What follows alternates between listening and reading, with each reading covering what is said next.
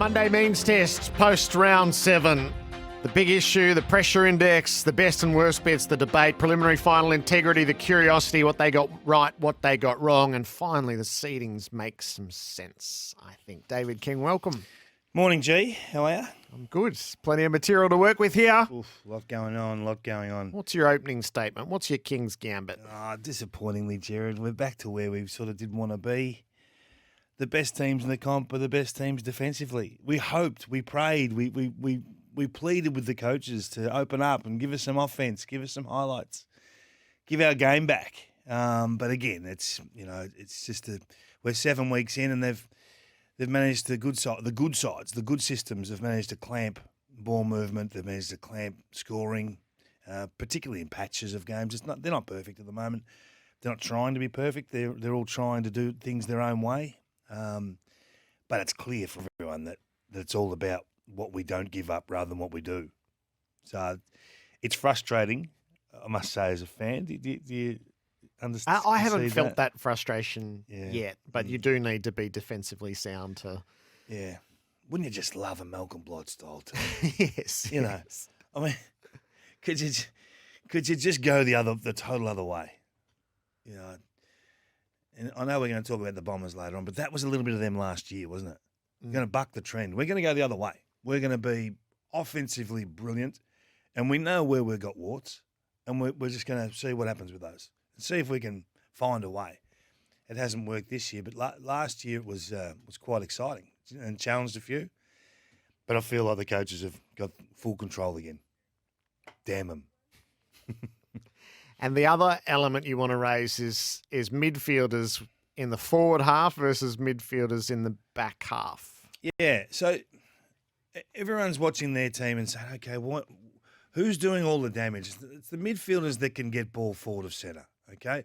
So I'll just rattle through the names and you tell me where they'd be in your mind's eye in the Brownlow medal right now. Not that the Brownlow's everything, or the coaches have votes, or where they're standing. The Brownlow's a good use for midfielders. Yeah. That's where they all live. So let's go with the Brownlow. That's pure. Okay, so the most disposals forward of centre, that centre square circle has a line through it.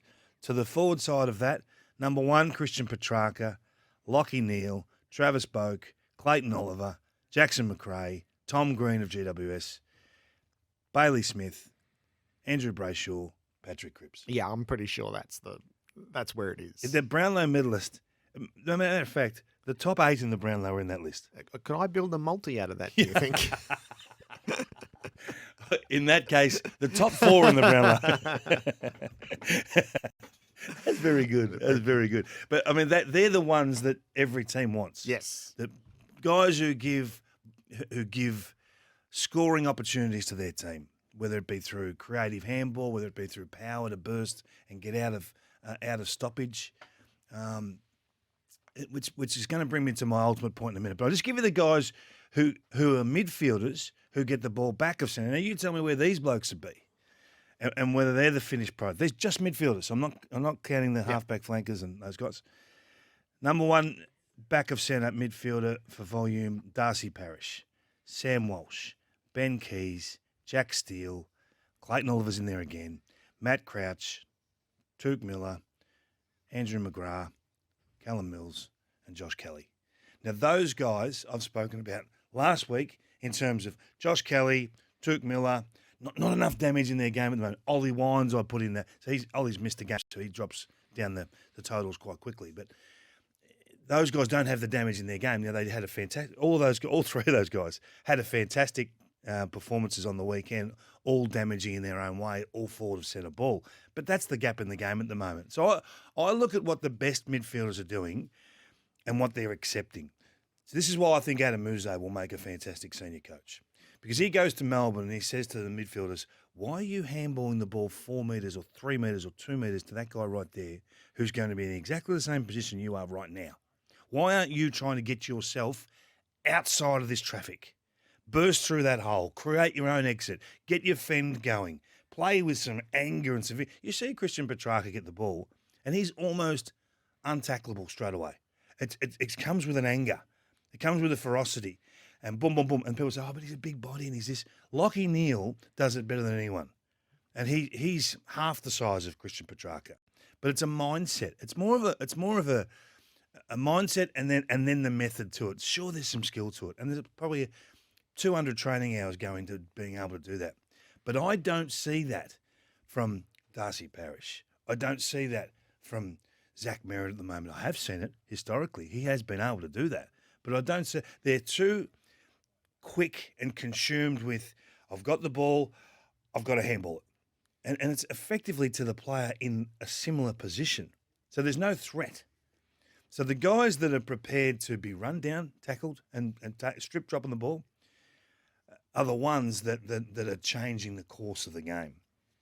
So if you can picture your team at a stoppage, behind the stoppage, so back in your back line or behind the stoppage, you're really well set up. So it doesn't matter if you give away a free kick because defensively you're fine. So those guys who take the risk and don't get out, it's okay. But if they do, it's generally a score. Yep. So the guys that are conceding that the opposition are too good by these little dinky handballs that do stuff all.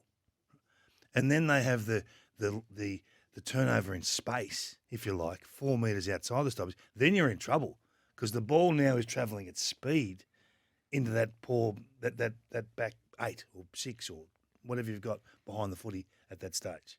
So they're just little things, but they make a massive difference to the team's outcome and the team's ability to not only score but to threaten and make the opposition make change. The flow-on effect from being like that is significant. And Oliver and Petrarca right now are the ace and king. And Lockie Neal, I heard you talk about before, and we talked about it the last couple of weeks, has gone from that dinky handballer to a burst. So he's in that conversation now as well. So this is about coaching. It is about coaching. And it is about giving the keys to your players. All right, so part of that spins into our big issues, which are the Brisbane Lions at the high end and Essendon at the low end. So let's do the Lions first. We were all excited to see what would come at the end of the round, and it was proof positive. I think that the Lions are improved on the team that has been finishing in the top 4 of the past 3 years. Yeah, bar from Franklin going crazy for yes. 10 minutes at the start of the third. Geez, that was good, wasn't it? That was amazing. It was an amazing game. It was actually a very entertaining game to watch, even though... So if you're Brisbane, how do you want this game to look? Okay, so they want to strip it back and drag the Swans into the trenches. They want to play in contest because they are a great contested side, and they want the game to live in traffic and live in physicality. They did that. In the main, they did that, barring that start of the third quarter, that 10 minutes where it basically come from centre bounce and a little bit of brilliance, a little bit of excellent ball movement, and the big bloke with number 23 on his back at full forward. So in terms of what we spoke about last week, and these words ring in my ear, we played the audio of Simon Goodwin saying, we got the game to look like a Melbourne game. I wasn't concerned with the scoreboard. It looked like a Melbourne game. This looked like a Brisbane game. So get the game in contest. Clearly they were going to hold sway in contest, and it just exposed a few warts for Sydney. That I know that Kennedy was in there and he's an older midfielder, and Parker's still in there, and Mills is no longer young, Heaney's no longer young, but there's an underlying youth that comes into that midfield that aren't there. They're not there yet, and I don't know whether in another 15 games' time they are there. But for me right now, the glaring hole at Sydney is they're not tough enough for long enough in the midfield. So you do learn a lot from that game. And you do learn that Brisbane they're now giving the halfback flank to Kitty Coleman, who's going to be probably a more competent defender than Dane Zorko. Does he have the offensive brilliance of Zorko? No, not many do. But then they get the ability to use a pawn at halfback to do the same job. And they get that power piece, to use the chess terminology, back into the midfield or at half forward where he's gone, not just the weekend, he's been there the last 2 weeks. So, Zorko sets the game up. He kicks a couple of goals early, big statement goals. I think they're in the first or second quarter, but he has 22 touches. He has 8 score involvements. That's the game. That's what you get from... So what they're trying to do is make Neal and Zorko the same as Oliver and Petrarca. There's our 1-2 punch in the middle. There's your 1-2 punch in the middle. Let's go. Yep. They're half the size of the other guys, but let's go. Yep. Yep. So they're our clear 2. They're our clear 2, and rightly so. And I guess the big question mark now is about Joe Danaher. And we don't know the results of scans yet or where that sits, and we'll have to dig a long way in to get the truth, Gerard. I'm not sure they'll be forthcoming with the truth early, but I think if it's 3 or 4 weeks, or if it's just one of those, I don't know what the injury is, right? So let's wait. But if it's a 3 or 4 week, I think it's healthy to have a look at your team. They've got Eric Hipwood on their injury list only, pretty at the moment. So I think it's healthy to have a look at your team, having lost a player like that for a short period at this stage of the year. They had a heap of injuries at the back of last year. Most of them continued to play, and they were banged up. They were banged up big time, and they just got them at the wrong time. So if you're going to get them now. But he's probably, if you're saying there's one we can't lose, he's probably nearly your one, isn't he? Yeah, and the way that he has presented into this season, yeah, that they will be diminished without him for a period of time. Or if he can't do what he's been doing, then you settle for an inferior version and you're waiting on Hipwood. So I think a lot rests on. I fully expect him to be playing. Whether he misses 1 or 2, I think is negligible. Yeah. But the thing is this is he now being nursed through the remainder of 2022? That's the answer to that will contain a lot of the trajectory for the Lions, I think. Yeah. And the awkward part for the Lions is they do have to finish top 2 because of the home final set up and all that sort of stuff. They have to finish top 2 to win it, in my opinion. Winning that first final becomes everything if they don't. And I get you can still wrap around, and we're talking a long way away, but to be able to control your own destiny, finish top 2, is challenged a little bit if Danaher's out long term. Deep-seated frustrations in the Essendon community. David King run the means test diagnosis at 1 and 6. You reap what you sow, Gerard. On 360 a couple of weeks ago, we showed vision of Devon Smith and Dylan Shield. Devon Smith pays a price first week for a standard that's been a long time setting that hasn't really been addressed until round 6. Shield survives. 1 week later, he's dropped. Statements, terrific. Make the statements, and you can do it in a way. I hear this waffle about, we've got to support them, we've got to do this, we've got to do that. You're not disrespecting them by walking into a group meeting and saying, hey, guys, these are the standards. Unfortunately, this week, we've got a couple that didn't live them. Dylan, you're playing the reserves, and Devon, you're playing in the reserves. The whole group say, wow, hang on. Ooh, gee whiz, this is serious. He hasn't just dropped the fourth flanker. He's dropped Devon. He's dropped Dylan Shield.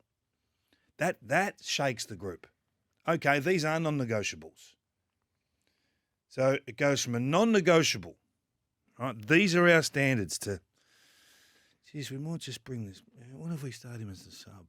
So the players turn up on Sunday, and he's getting dressed next to them. They're thinking, hang on, didn't we make a stand? Didn't we take a stand against? We're not going to accept this.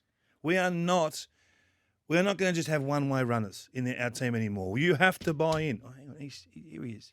But if we get an injury, we will. Who's that bloke? Who's that guy? Jack Ginnivan. He looks like some sort of vanilla ice cream. You've got a bit of vanilla ice about him. We've got to get him baggy wrap pants. Everything's baggy on him, Gerard. So, like, your message is lost.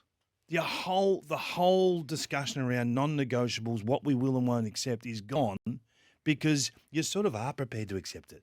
I'm not going to accept this as our top 22 players, but I'll accept it as our 23rd. Like, what a lot of nonsense. Like, seriously. How can... And these guys, this is the problem with clubland, the cauldron of clubland. Can't see the forest for the trees sometimes. The public messaging behind that is awful. And there is no way to talk your way around it, as we heard in the press conference after the game. You can't tell Essendon supporters one thing on a Thursday and then tell them another thing game day. That's just rubbish. So, they're rattled right now. They're lost. Because what do you do now? Make another statement? Make another selection discussion? Because they're going to go, oh, is he really dropping him, or is he? I think what they've got to do. So let's work for solutions. Get Cox off the wing and get him to a meaningful role. Use your pawns on the wings and use your power pieces where they can influence the game. Cox is better than a wingman. The round 7 Monday means test with David King. So you've done Essendon. Just give me the Bulldogs. How did you come away feeling about the Bulldogs after yesterday? Well, every second week we love the Dogs, and every other week we're not sure. So look, I'm. You still look at that midfield and you still say, God, there's enough in there to create something. And when they do that, I think they had 66 inside 50. This is classic Dogs. 66 inside 50s. Just keep pounding in there until someone scores. They used corridor. I mean, they were afforded some luxuries and they took them, which is a sign of a pretty good team. It was good to see their halfback flankers in a bit of form. Caleb Daniels had a really strange, really quiet start to the year. Need more from him. Bailey Dale, I thought, was very good again. And the numbers don't – the individual – I mean, we talk about junk possessions. They get a lot of junk possessions, a lot of junk. But it is part of their method to then lock the ball in the forward half. So theirs is a little bit understandable because one creates the next layer.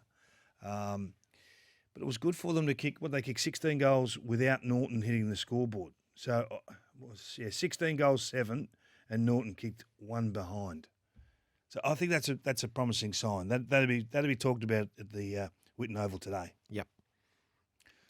You like the performance? I'm not sure. Well, just for us. I feel like had they been playing a good and capable opponent, the first half would have been very tricky for them while they were figuring a few things out. So I'm just going to...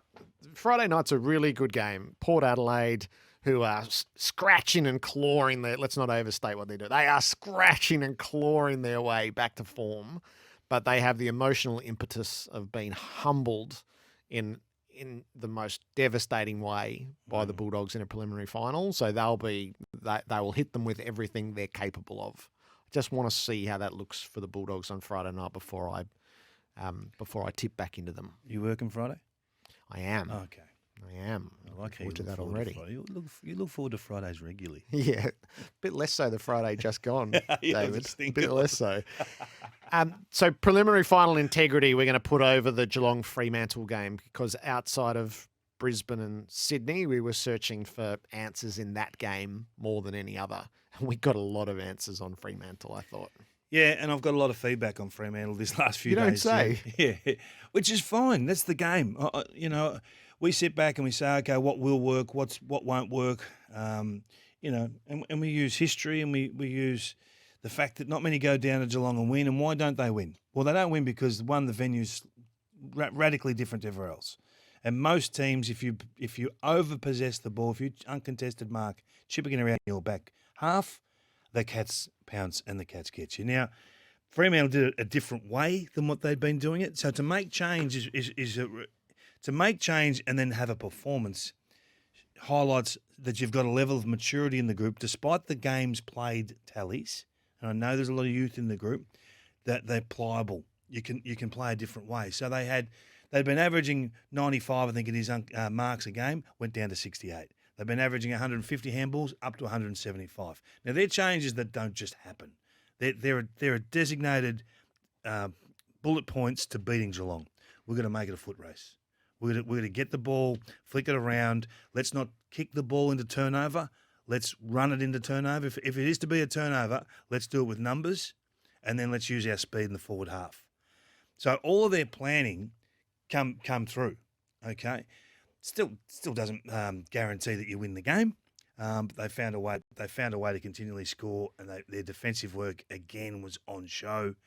I showed some highlights last night of Ryan just wanting to be aggressive and trade up and intercept. Didn't work. They forced Geelong back the other side because their speed covers the ground so quick. They stopped ball movement.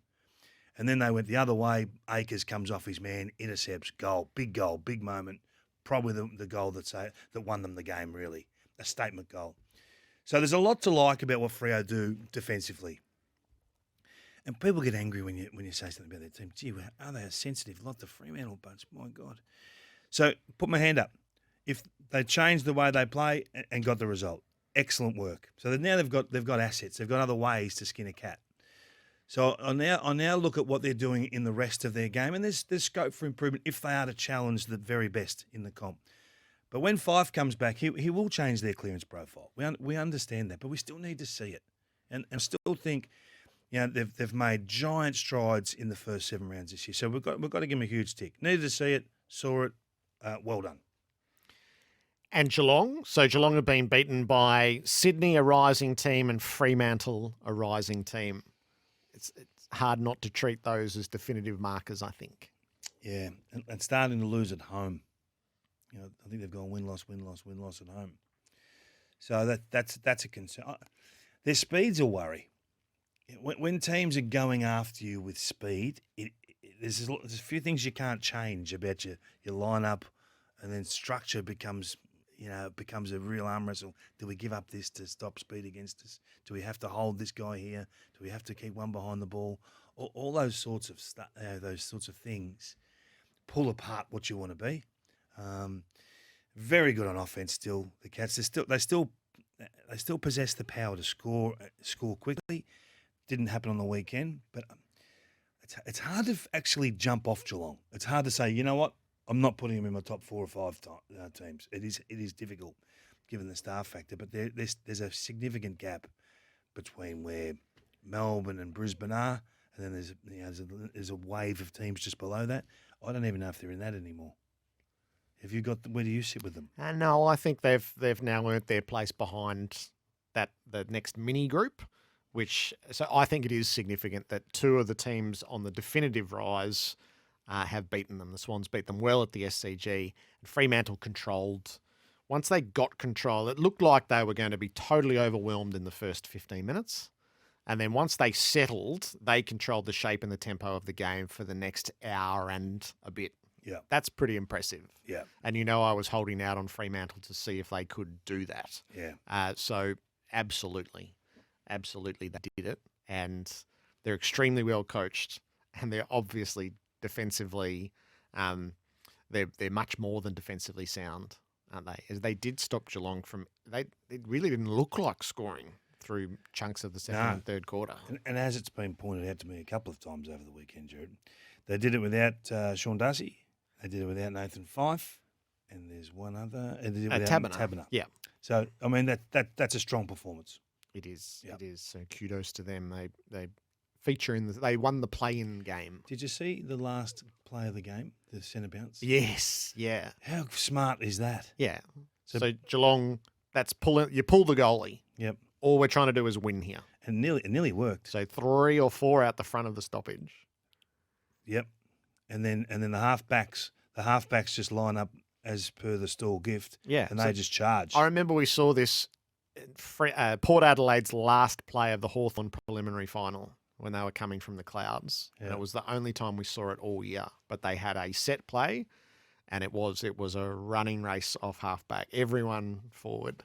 So Geelong tried it against, they had a variation of it to try to beat Hawthorn, and they got caught with Mitch Lewis out the back. Yep. And they did it again. Try to win it. If it doesn't work, we lose by the extra kick. But to just have that click, okay, this is what we've got to do. I think that's a sign of a really mature team as well. We know that with the Cats. But Freo were too good. Hats off. Best bits, the Docherty Cunnington hug had so much to it, didn't it? Yeah, that was real life in our football environment. That's beautiful. Mitch Wallis, when he kicked his first goal yesterday. And Josh Kennedy. So the most miserable night for West Coast in way over a decade. But he kicks his 700th goal, and it does give us a moment to pause and reflect on one of the great forwards. He's a star, isn't he? He's been so good. We've talked about that trade for 20 years, Gerard. He's still going. But the little things I love about our game, I love the fact that Noah Bolter can say, you know what, I recognise this.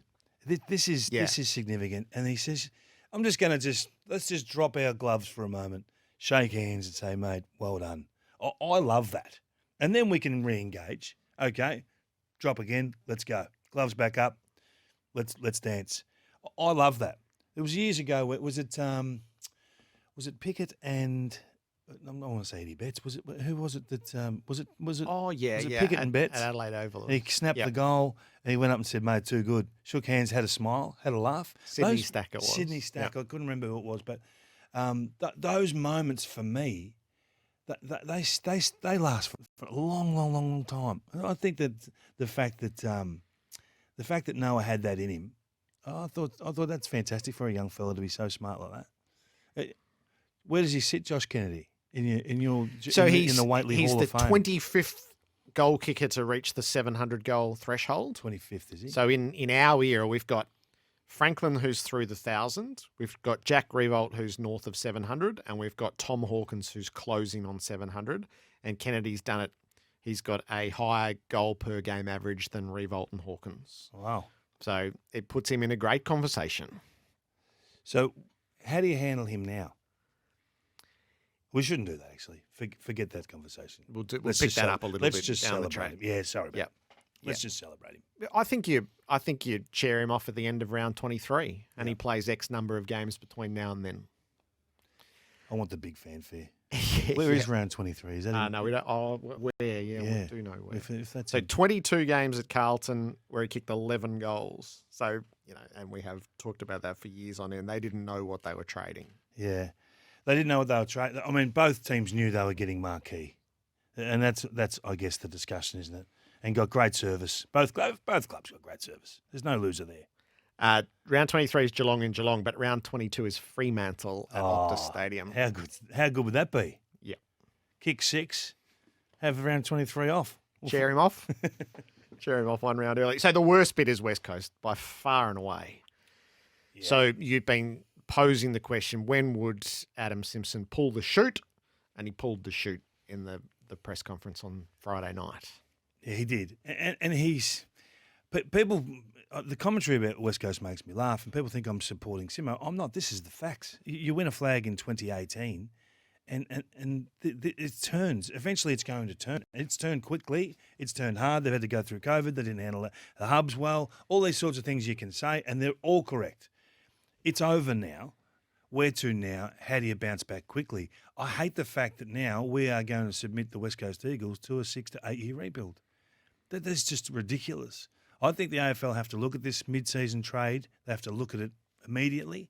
You should have the luxury of trading in season for a 2-week window, a 1-week window, whatever it is, and attract first round and second round picks this season so that they can have up to, we did a little thing last night. You can argue the names, but they're going to go to teams that are in the window to win it.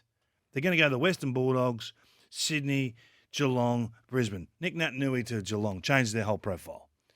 Jeremy McGovern to Western Bulldogs, change their whole profile. You get first round picks for those. So at the end of this year, instead of having 1 first round and 1 second round on the West Coast, they might have 3 or 4 first rounds and 3 or 4 second rounds and purge the lot and have a bad 10 weeks, not a bad 6 years. I think it's a no-brainer. But I understand that, it's hard for people to get their head around that. But if you're a West Coast fan, do you really want to have 6 bad years just because that's the system? So say this was possible, and I'm an advocate of this because you get more in season for a player than you do out of season. So if it was Jeremy McGovern, you would get twice as much in June as you will get in October. Yeah. Because teams will go, this is the difference. And you know where you're at, Jared. Yeah. You know you're a contender. So, but how many would you trade? Well, so this would be an interesting case study, wouldn't it? As to, are you actually prepared to decimate the fabric of your team in one go to fast track down the track? Or do we, as a code and as a culture, believe a bit too much in, no, you can't do that to the critical mass of your absolute best players. You might be able to shoot one off here and there. I'd be really interested in what this actually looked like. So you allow McGovern to leave and you still got Barras. Still got a good back six. You allow Darling to leave. He's 30 in a few weeks anyway. You might get a second rounder at a club that's trying to win it this year. Is it really going to rock you? Because that becomes Oscar Allen's forward line anyway. And you hang on to Darling if you like for another couple of years, then you're at the same point. He's gone. A midfield, a ruckman, Nick Nat, give him a chance to go and win that flag. Give him a chance and you'll get something serious for him because he's a game changer. And in a 10-week span at a new club, you would get a first-round pick for him, in my opinion. And then you make a decision, because you've got other ruckmen coming through anyway, but then you make a decision about one of your midfielders, because you're pretty stacked there. They're underperforming. You got Shuey, you got Kelly, you've got Yo, you've got Gaff. You keep naming them. So to lose one of those is not really going to damage the model now. It's irrelevant how many games you win. If it's the difference between winning 8 games next year and 6, but you get an extra 3 picks, well, what are you taking? You're taking the extra 3 picks, the first round picks, not picks in the 40s. Yep.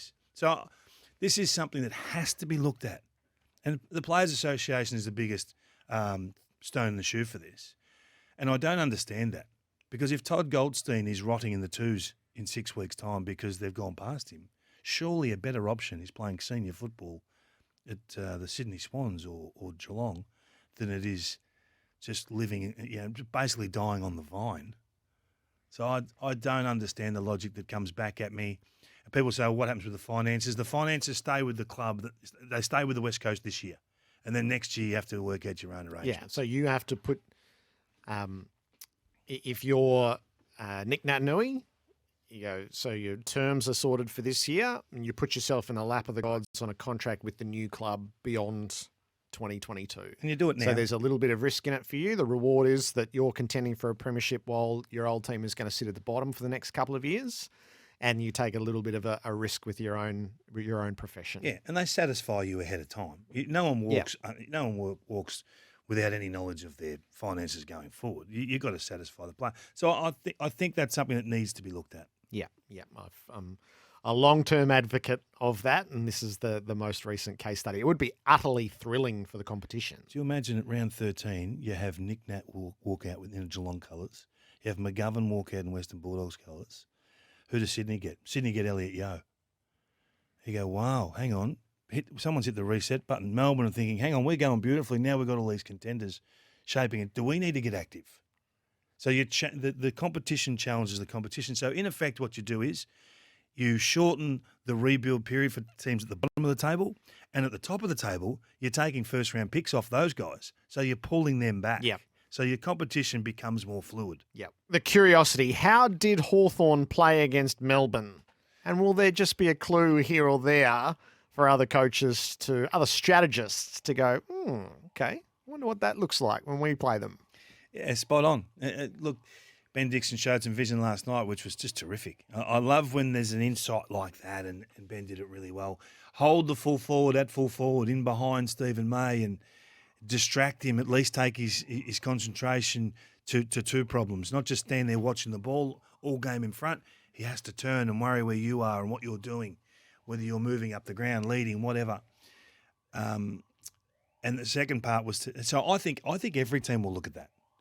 So if that works against the best team in the competition, why wouldn't that work against everyone else? Yep.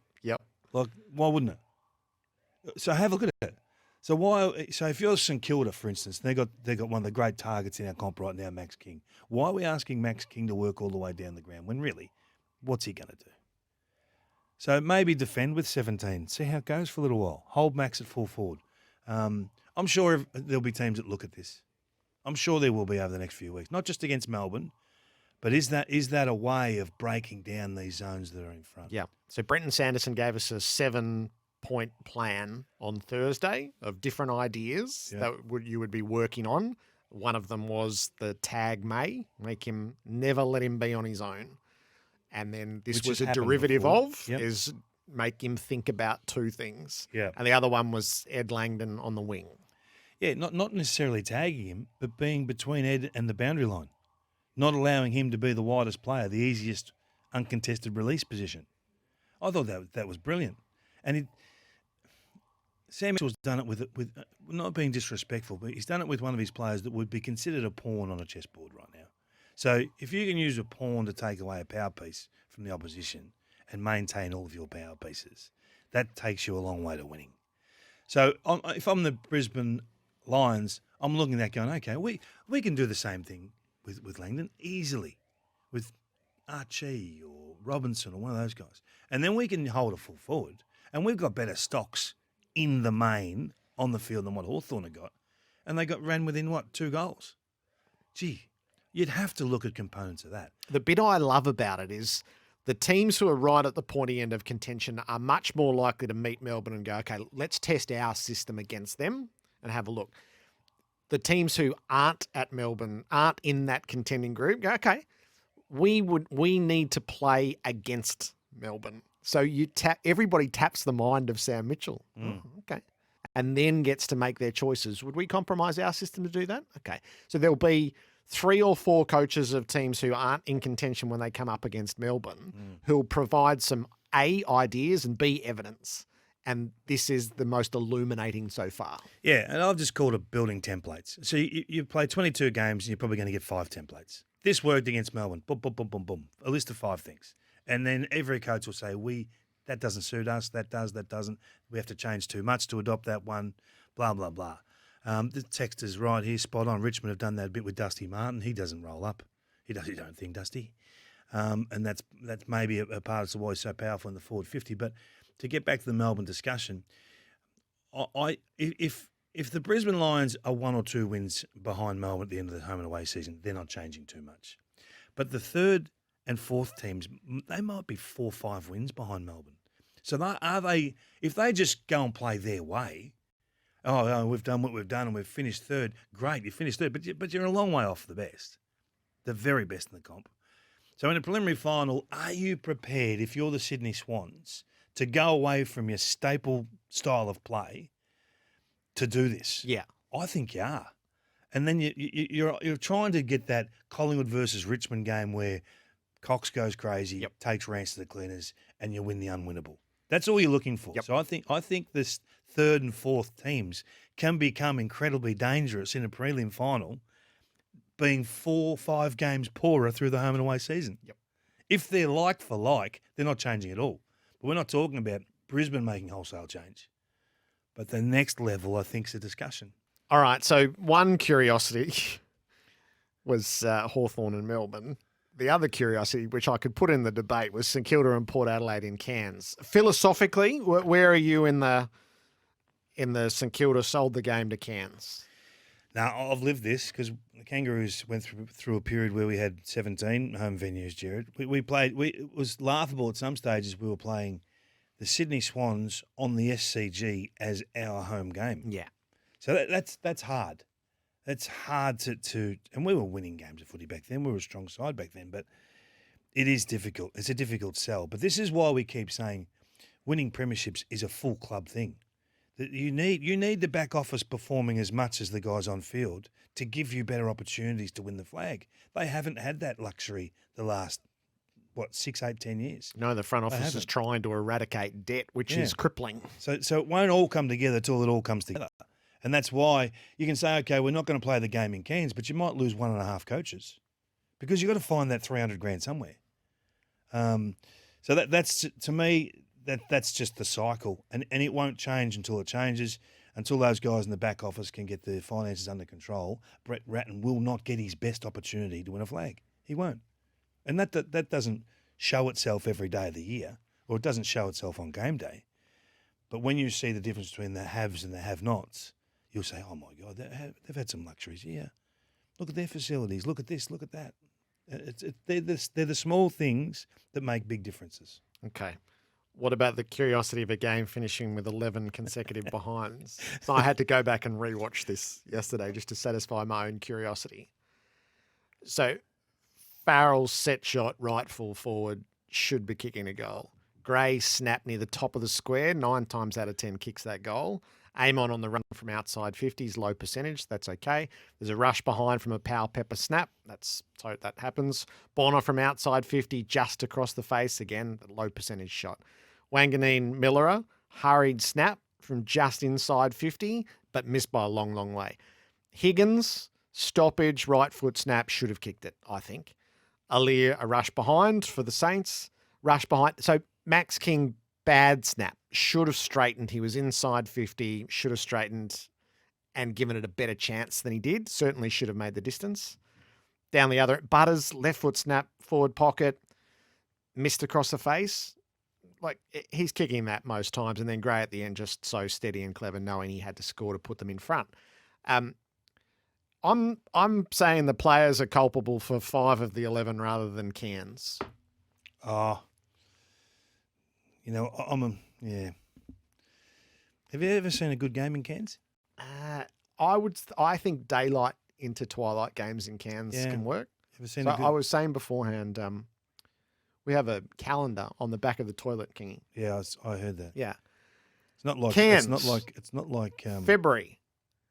215 millimetres is the mean rainfall. The median rainfall is 189 millimetres, and there's 19 days of rain. There's not a city in the country that registers half of that. That is the wrong time to play. Yeah, and it may be, Jared. But if we played, let's play your peak time next year. Let's play it up there and see how it goes. And if we have a good game, we don't have good games there. That's like saying there aren't good games in Alice Springs, the Northern Territory, Canberra, Mars, Launceston. We used to go to Launceston for years, and we never see a good game here. Hobart, Cairns. We can't be. If you're a national game, you can't. That conceit of the capital city. Let's just play it. The MCG. Let's just play it Marble. No, that's not right. The game has to be national. I didn't mention any of those other venues, but I haven't seen a good game there. And you can say what you like. It is all about the spectacle. It is about making. If you're going to take the game somewhere to put on an exhibition, give it a chance to be an exhibition. Yeah, they've been awful, Gerard. So I disagree with that. And you know what? You could almost have the discussion around the Ballarat venue. I haven't seen too many great games there in terms of the spectacle. They might have been close. Might have been a wind going one end to the other all day and made the game close. But they're not great spectacles. So if you're taking it there for the spectacle, it's counterintuitive. It doesn't make sense. What about the playing of the game? So what will St Kilda most lament? I think this is what they did get wrong. They allowed Aliir to be Aliir. Like, he only beats you one way. 14 intercept disposals. Tim Membry was out of position more often than not for the first 2.5 quarters. Like, that was just death by 1,000 cuts. Like, just either get a tag onto Aliir, which we've seen teams do across the first 6 weeks of this season with great effect. And I just don't understand why Brett Ratton allowed that to continue all night. And then really to make a change in terms of putting Josh Battle, I mean, it's the same type of player. It's the same effect. So they got beaten by what they knew they were confronting coming in. And that to me is unacceptable. Yep. In terms of your coaching strategy. The science behind your week-long build-up to the game is to not allow them to be their best. And part of Port Adelaide don't have a lot of ways to get you, Gerard. They're just a team that's running on fumes at the moment. If they were going to win that game, Aliir had to be a factor. And they let him be. Sam Edmonds going to bring us the latest news on the means test. In Cairns. In Cairns. Maybe I've got to get you a new calendar. Maybe they can go back to China. Shanghai. That's been great. That's come on the text. Do you think that many work sites around that listen to us today have the weather forecast for Cairns on the back of their toilet door? Well, it's instructive. My question is, do you think the people who do the fixture have the weather calendar on the back of the toilet door? Get your men for all seasons. Maybe from we SEN. could send it in. This is the time to avoid. Sam Edmund, he'd be January. What they got right, so the Giants players got their performance right. So this smacked to me of, we owe this performance to the coach. Come together the night before. What's Bob's? Circle up. Okay, enough of this. It's in our hands. People are starting to talk about untenable and frozen out. No, this is on us. Let's go out and show. Leon hasn't lost the players. That much I know. I know, having watched on Saturday. Yeah, and their stars actually put in a performance. Like Lockie Whitfield's been unsighted for most of the year, kicks 3 goals playing half forward, which is, I think, his natural position. Forget possessions, talk about impact. That's his spot. It makes a huge difference when Hogan's in that forward line. As we all know, Toby Green, we talk about him a lot. Second week back, he was better for the run after last week. Their back line was awesome. And I think it's almost time now to say, okay, is this our back six going forward? So Phil Davis will be ready in half a dozen weeks. Is this our lot? I think it is. Sam Taylor, take control. This is your crew now. And Tom Green, well, he's the cleanest man in the contest, Gerard. He was outstanding again the other day, and his handball work is next level. And what they got wrong, you felt there was a Kangaroos player who just wasn't ready to be out there. Yeah, Miller Bergman. I know we're in a hurry to rebuild, and teams are in a hurry to fast track development, but this kid physically, he was tackled and dumped, not savagely by any stretch, and his body failed him. I mean, his size at his 70 kilos he is. It just didn't look right. It sits uncomfortable with me. Players of that size that aren't ready just yet. And I understand the logic behind playing him. He's performing well at the next level, but physically not there yet. Just take your time with these kids. They're too big an asset to burn. Seedings. It's right at the core of what we do on the means test. You've got to give me 4. No shirking today. So I think the seedings make sense for the first time. Makes sense. And I don't like that it's been shopped around on first crack either. Everything gets shopped around, Jared. 4. And they've even called it seeds. I know, that's a bit rude, I reckon. That's a bit rude. They've even called it seeds. 4? 4. I might take an injunction. Flick him an invoice, Jared. You're good at that. 4. I'll go with Sydney. So will I. Hey, really? Yep. Didn't lose a whole lot yesterday. They lost the game, so no higher than 4. 3? Fremantle. See, the seedings finally make sense. I told you at the start. Fremantle a clear 3. 2. We're going to be the same. We are. Brisbane, Melbourne. Gee, that's disappointing, isn't it? Yep. No, this is the first round for the year that I reckon we've got ourselves in order, which is good. It's taken 7 weeks to shake out. It'll flip around, but it's clearly Melbourne. It's clearly Brisbane. And then Fremantle have earned themselves 3 and Sydney nip away at 4. St Kilda forfeit their rights. Geelong forfeit their rights. That's it. I'll go as far as to say it's the first time we've ever agreed. Yeah, it might on be. Seedings. You should do first crack more often. Give me 2 chances. David King with the Monday means test. Round 7, 0433 98 11 16. Temper a mattress like no other. Ping your thoughts through.